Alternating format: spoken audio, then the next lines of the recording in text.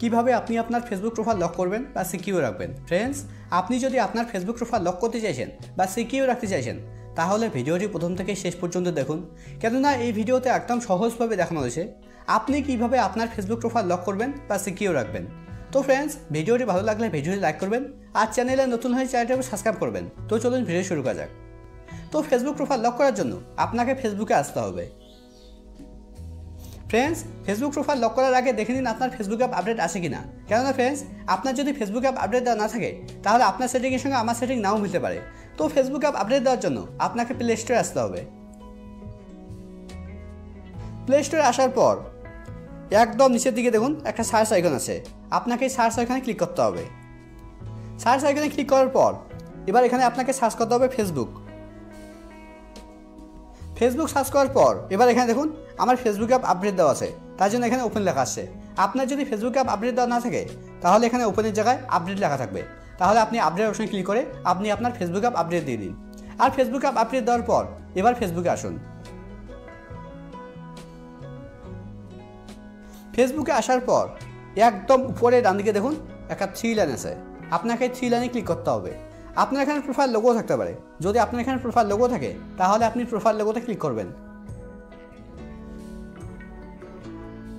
এবার এখানে আপনাকে স্ক্রল ডাউন করে নিচে আসতে হবে। নিচের দিকে দেখুন একটা অপশন আছে সেটিং অ্যান্ড প্রাইভেসি, আপনাকে এই সেটিং অ্যান্ড প্রাইভেসিতে ক্লিক করতে হবে। সেটিং অ্যান্ড প্রাইভেসিতে ক্লিক করার পর সেটিং অ্যান্ড প্রাইভেসির নিচে দেখুন একটা অপশন আছে সেটিং, এবার আপনাকে সেটিংয়ে ক্লিক করতে হবে।